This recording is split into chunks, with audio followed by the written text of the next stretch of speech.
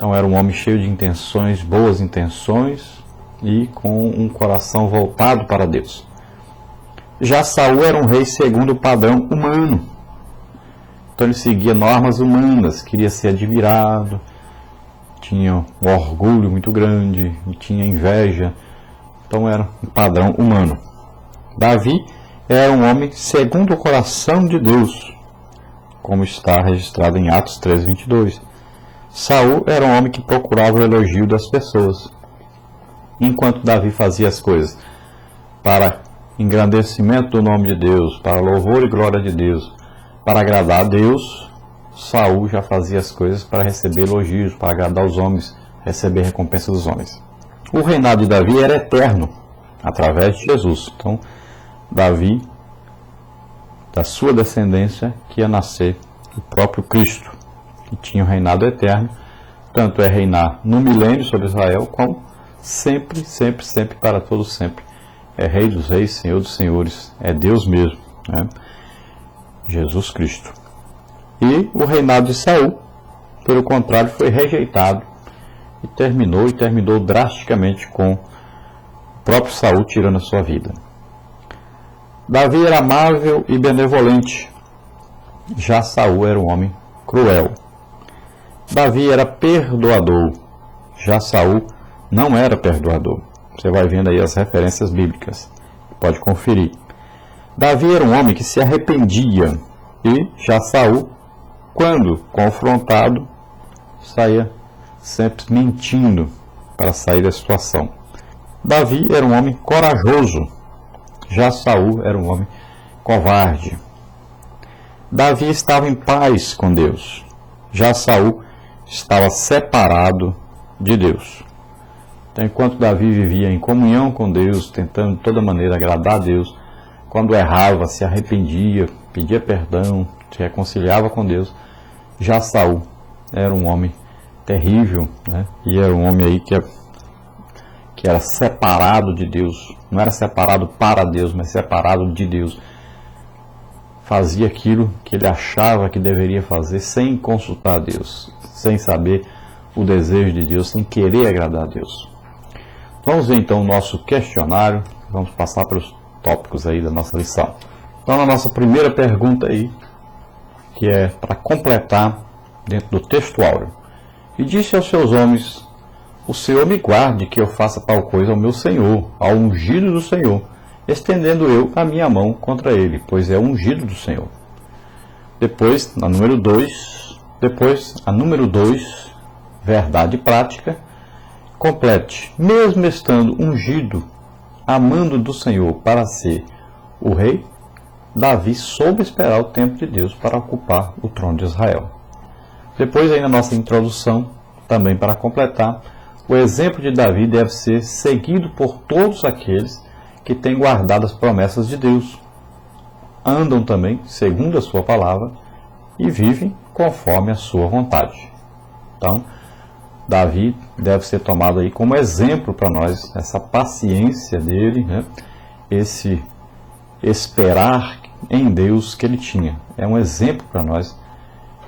Nós temos que saber que se Deus nos deu uma promessa, ele vai cumprir a sua promessa. Nós temos que esperar em Deus e não querer ajudar Deus, querer fazer as coisas por nossa conta, né? Deixa Deus fazer da maneira que ele quer fazer. Deixa Deus agir da maneira que ele quer agir. E no momento certo, ele fará aquilo que prometeu. Depois, na primeira parte, Davi espera o tempo de Deus em meio às ameaças. Então, o capítulo 18 de 1 Samuel narra o início da perseguição que Davi passaria a sofrer por parte de Saul, movido por inveja e cobiça. Elas são advindas, então, de quais origens? De onde veio aí essa mania de Saul aí de ser invejoso, de ser cobiçoso, de olhar para Davi como seu inimigo?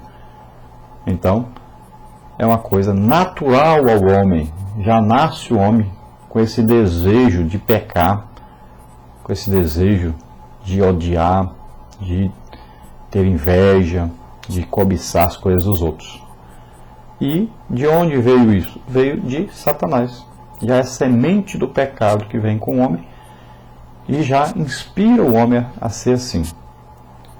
E o homem, quando dá lugar ao diabo, então ele age dessa maneira, sendo invejoso, sendo cobiçoso, que são males terríveis e que pode levar o homem à total independência de Deus e separação de Deus. Pergunta número 5. A partir do incidente com a lança, quando Saul por 2 vezes intentou matar Davi, Saul não via Davi com bons olhos. Qual era a situação de Davi nessa época? Então Davi era um militar a serviço do rei. Davi gozava da grande aceitação e popularidade diante de todo o povo. Apesar da privilegiada situação, Davi nunca se valeu de sua posição para derrubar Saul. Davi manteve a postura de um servo humilde e reconhece tanto a bondade e misericórdia divinas quanto sua justiça e retidão em todas as coisas. Por ser fiel e temente a Deus, Davi fugiu várias vezes, retirando-se secretamente da presença de Saul. Então, Davi vivia aí uma situação difícil, porque Saul queria matá-lo, e Davi, para não enfrentar Saul, preferiu fugir. E seu filho Jonatas, o filho de Saul, ajudou Davi nessa fuga e disse até para o seu pai que Davi havia pedido para ir à casa do seu pai, lá em Belém, visitar Jessé, seus irmãos. E Davi, na verdade, tinha fugido, porque o próprio Jonatas já havia dito para Davi que Saul, seu pai, queria matá-lo. E Davi então resolve fugir. Ele poderia enfrentá-lo, poderia matar Saul, poderia pedir ajuda até dos seus companheiros, até dos empregados de Saul, eles ajudariam. Já era o desejo do povo. Davi era um homem que todos gostavam dele e admiravam ele. Todos queriam que Davi fosse seu rei. Mas Davi não fez nada disso. Não era o tempo de Deus na sua vida. Ele tinha que aguardar o tempo de Deus. E ele então resolve fugir. Número 6.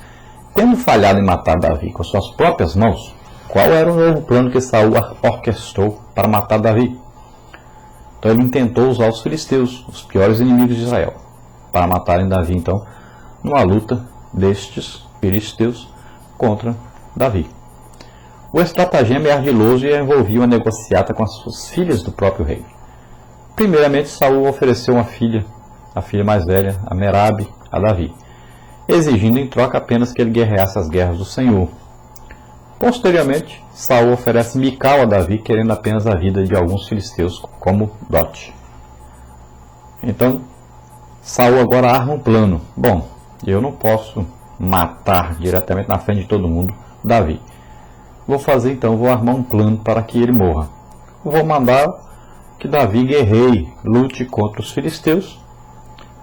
É um povo muito valente, perigoso, e quando Davi for lutar contra eles, eles vão matá-lo, com certeza.